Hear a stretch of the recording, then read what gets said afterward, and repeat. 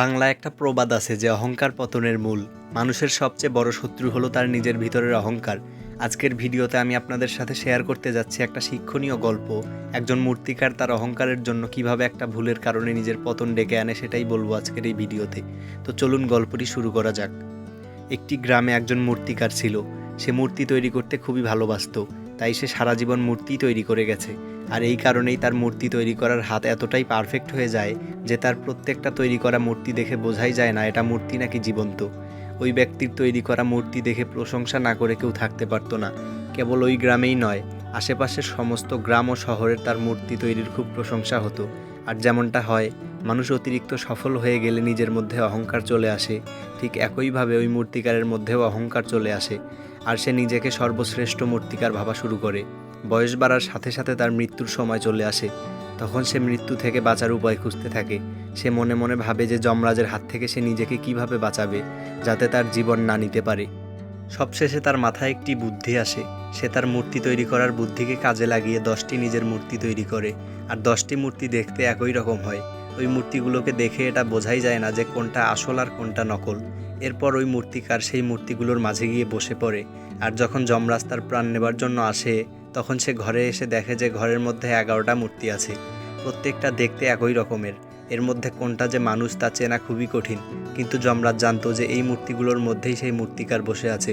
আর মূর্তিকারের প্রাণ নেবার জন্য তাকে চিনতে পারাটা খুবই প্রয়োজন। প্রকৃতির নিয়ম অনুযায়ী তার জীবন শেষ হয়েছে। সেখানে যমরাজ চাইলে প্রত্যেকটা মূর্তিকে ভেঙে সেই মূর্তিকারকে খুঁজে বের করতে পারত।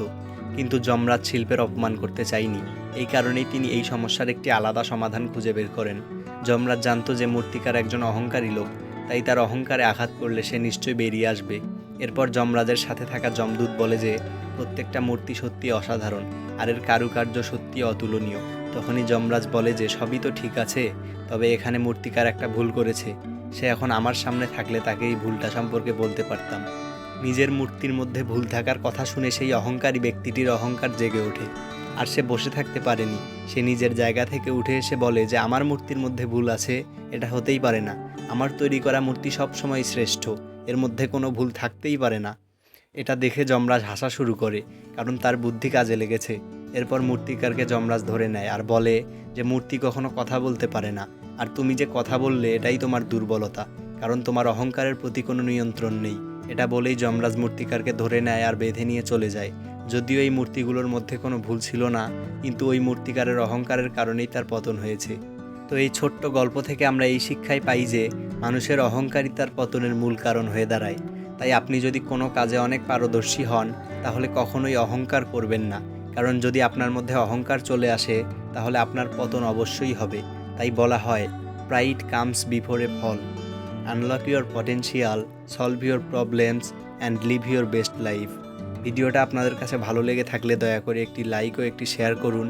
এরকম আরও ভিডিও পেতে আমাদের চ্যানেলটি সাবস্ক্রাইব করে পাশেই থাকুন। এবং আপনারা পরবর্তী ভিডিও কোন বিষয়ে চান সেটাও কমেন্ট করে জানাতে ভুলবেন না। ধন্যবাদ।